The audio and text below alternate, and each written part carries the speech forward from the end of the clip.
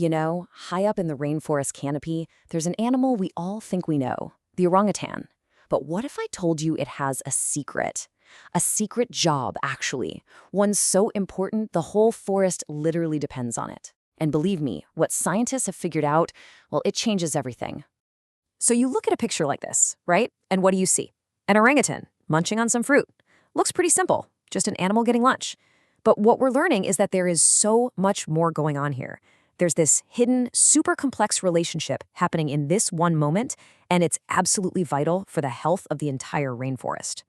So that brings us to the big question, doesn't it? When this orangutan is eating, is it just, taking from the forest? Or is it doing something else? Something secret and essential that actually helps keep this whole incredible garden growing. All right, let's get into it. This is a question that's had scientists scratching their heads for a long time. I mean, on one hand, you've got these incredibly powerful jaws on orangutans. Seriously, they can crush super tough seeds. So you'd think that's the end of the story. But what if it's not? What if they're doing something completely different? Yeah, for the longest time, everyone just assumed they were seed predators. Makes sense, right? They crush the seed, eat it, the seed is gone, end of story for that plant.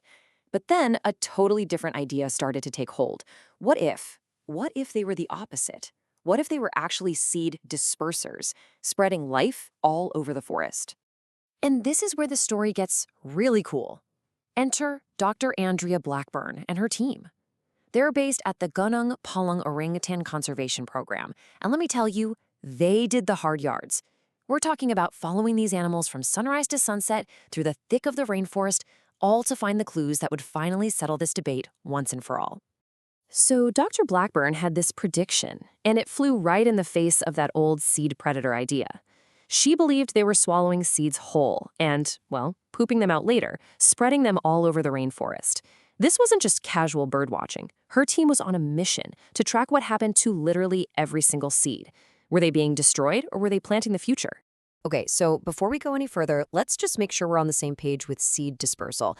It's pretty much what it sounds like. For a forest to be healthy, seeds can't just drop straight down.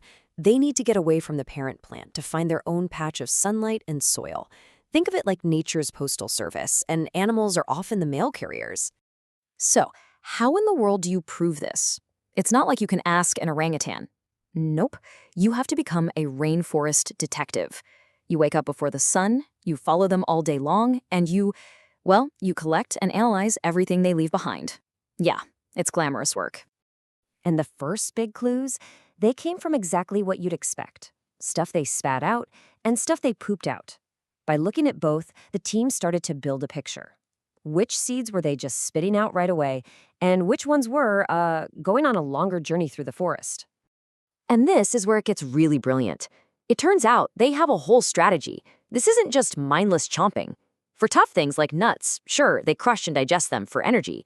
For fruits with one big seed inside, what scientists call a drupe, they usually eat the fleshy part and just spit the seed out. But berries, with all those little seeds, they swallow those whole. They're making choices. And here's the kicker. It's not just that they're moving seeds, it's how far they're moving them. Get this, on average, an orangutan carries a swallowed seed about 450 meters. That's 3 times farther than a gibbon. That distance is absolutely critical. It gives that new little seedling a way better shot at finding its own sunlight instead of being stuck in its parent's shadow. But okay, here's the most important question of all, right? Does any of this matter if the seeds don't actually grow? I mean, you can move a seed all over the forest, but if the trip through the orangutan's gut kills it, then who cares? The entire theory depends on this one thing. Can these seeds still sprout? And wow, the data could not be clearer. It's stunning. So seeds that just fall to the ground or get spat out, yeah, they have a decent shot. But the seeds that pass all the way through an orangutan, their chances of sprouting go through the roof. Look at these numbers. For some plants, it jumps to over 90%. It's like the trip through the digestive system actually preps the seed and gets it ready to grow. It's incredible. So let's put all the pieces together. You've got them being picky about which seeds to swallow. You've got them carrying those seeds for huge distances. And then you have this mind-blowing increase in the seed's ability to grow. What does it all mean? All these clues are pointing to one amazing conclusion. The verdict is in, folks. Orangutans aren't seed predators. they're not destroying the forest's future at all. They are literally planting it.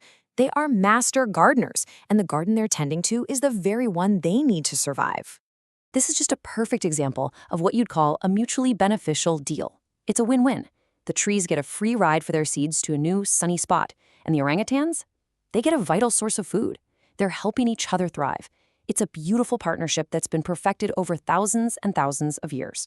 But just when you think the story can't get any cooler, it does. There's one more twist.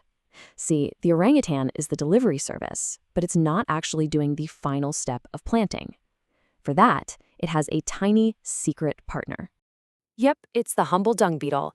These little guys are the cleanup crew, but they do so much more. They find the orangutan droppings, roll them up into little balls, seeds and all, and then they bury them. They're literally planting the seeds, putting them right into the soil where they need to be. It's the perfect finishing touch. Okay, so now that we see this amazing, intricate partnership, we have to face the really tough question. We all know that orangutan populations are in trouble. So what happens? What happens to the entire rainforest if these master gardeners just disappear? And make no mistake, the scale of this gardening operation is massive. In the study, a whopping 70% of the samples they collected had whole, ready-to-grow seeds in them. This isn't something that happens once in a while. It is happening all day, every day, all across the forest. It's a huge planting effort, and it's all powered by orangutans. And this is why this matters so much. Losing orangutans isn't just about losing one amazing animal. It means you are firing the best gardener the rainforest has. Without them, a lot of these fruit trees just won't be able to spread. Their populations could start to shrink, and that sets off a chain reaction, right? It threatens the entire food web, every other animal that depends on those trees. So that's the question we're left with, isn't it? If the gardeners vanish, what happens to the garden?